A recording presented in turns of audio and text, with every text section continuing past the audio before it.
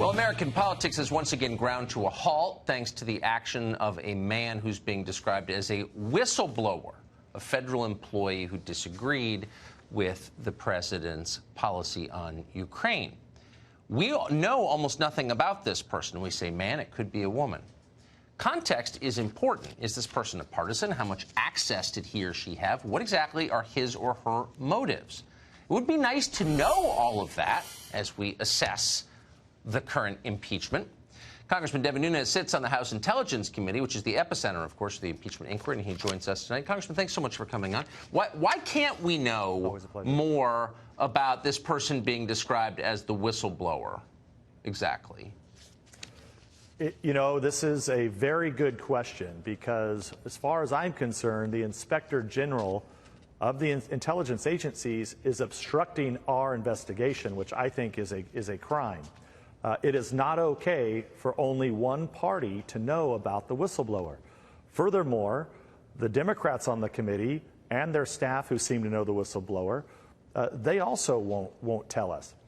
Now, here's what's interesting about the point you made. I know there's lots of speculation out there about who the whistleblower may be. Right. I'm not a lawyer, but unfortunately, I have to hang out with a bunch of lawyers. And I say that halfway joking and only halfway joking. But what the lawyers tell me is that this would not be admissible in court. You cannot take hearsay from a supposed somebody who we've never met. We just can't take the word of some lawyer and the IG and the Democrats on the committee. This person has to have a name. They have to actually exist for this to be considered real evidence in an investigation. Well, yeah. I mean, so the hyenas on television are jumping up and down, hyperventilating, and telling us, how dare you want to know the identity? It could endanger that person, which, frankly, a little insulting to those of us who give us our opinions every day, kind of out there.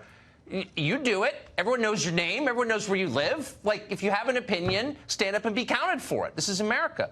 But it doesn't really answer the question, how can we assess the claims this person has made if we don't know who this person is or where he's coming from? If this person is, in fact, a hard partisan, isn't that relevant to the case? It's a sincere question. You've answered your own question. We cannot. We cannot even begin. This is why we continue to say that Adam Schiff and or his staff, whoever has met with the whistleblower, they are foundational witnesses to this disaster. Okay. So then why are we being bullied by these people? Why are we in the news media? Okay, so like the truth is, is that we have a pretty good idea, a lot of us do, and all these news organizations are being bullied, in effect, by Adam Schiff, by the power of his aggression and the boldness of his claims. You can't do that. You're putting a man's life in danger. Really? Why don't you be quiet, you demagogue? Like, why are we allowing ourselves to be bullied by this guy? Seriously. And remember, and let's just talk about the hypocrisy of this. It was only a couple months ago that there was this supposed informant that was extracted out of Russia, and you had all the major newspapers, showing his name, going to his house, taking pictures. And so sometimes it's when the mainstream media wants to out a whistleblower because they thought, or wants to out an informant because it's a Russian who might have something bad to do with Trump, then they do it. But if it's somebody who clearly, I think, look, they're telling us exactly what we need to know. And that is that whoever this whistleblower is, must be an extreme partisan with lots of problems with their story. That's why the whistleblower is not coming forward. Well, it sounds like the whistleblower, and I hate the term because if the person who's being identified as a so-called whistleblower is in fact that person, he's not a whistleblower at all. He's a guy who disagrees with Trump's foreign policy views. Okay, so that's not a whistleblower. But do you think that the person being described in some news stories and all over Twitter, is that the so-called whistleblower? Because if it is, that guy's a serious partisan. Well, look, regardless, the person that is being described, whether it's the whistleblower or not, we have no way to know, okay? Huh. Yeah. But the person who is being described, that nobody wants to say the name, that person has got to come and testify, whether they like it or not. For sure. They're going to come and testify. Now, if Schiff doesn't let that person, and the Democrats in the House don't let that person come and testify to the House, I guarantee you, if they impeach, that person will have to be called to the Senate. And I believe, I don't want to should. put words in Mitch McConnell's mouth, but Yeah. he absolutely should have to.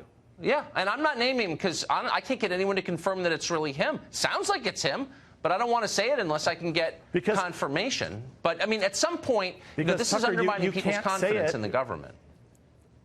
Exactly, but it goes back to what we were just talking about.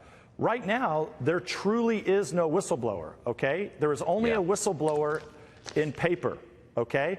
There is no evidence right now, not until both parties. We have a system in this country. I've been doing this for a while now. I've been dealing with whistleblowers. You have to allow the whistleblowers, whoever that may be, to come to both parties. Exactly. And if you're not doing that, there is something wrong. There's something, his life's in danger. Oh, spare me. Here. Live my life for a week. Yeah. Devin Nunes, great to see you tonight. Thanks so much. Appreciate it. Always a pleasure. Thank you.